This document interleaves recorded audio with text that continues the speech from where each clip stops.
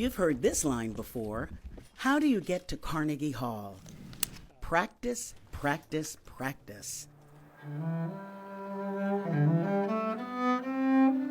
But for Rustic Smith, his version of Carnegie Hall is in the forests of Breckenridge, Colorado, up in the trees, 10 to 15 feet high. You almost feel like you're on a little bit of an island with just you and your instrument. And playing here instead of a concert hall is kind of the point. When people experience music in conventional venues, it's easy for them to bring a lot of preconceived expectations with them. And as a result, there's an initial barrier to how they experience that performance. You know, here, it's just us. It's just us out here experiencing music together. And that's a different connection. He doesn't exactly like labeling his music as just classical either. What do you call it?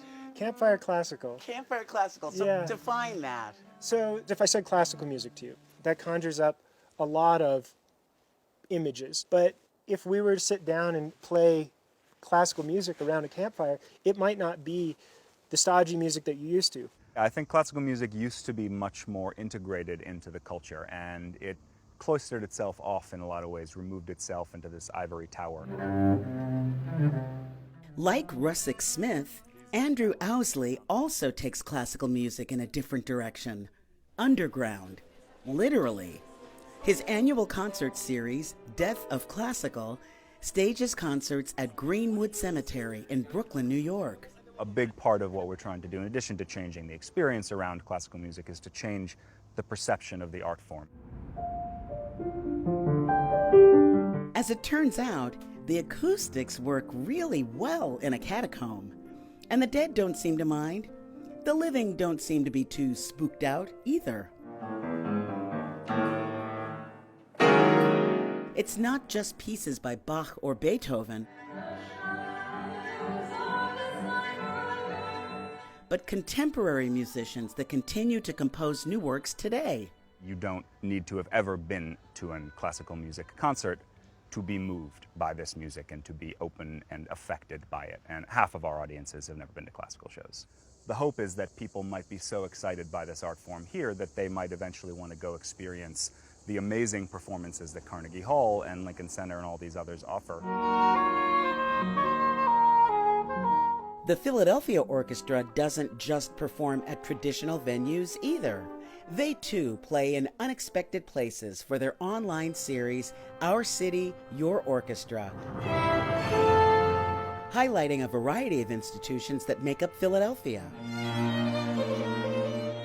For violinist Juliet Kang, playing at an animal shelter surprisingly struck a chord. I actually learned a lot more about their mission and about the low-cost vet services that they offer as well. So it was both interesting that there's so much more to all of these organizations than I realized. But even the Philadelphia Orchestra is aware that classical music has some perceived sour notes.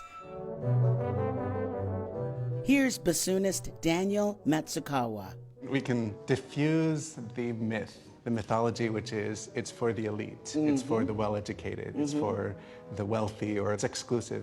And not at all. I mean, the only thing you really need to know about music is just bring your own ears, that's all. For me, classical music wasn't classical, it was just music. That was, as I hope it is for anyone who listens to.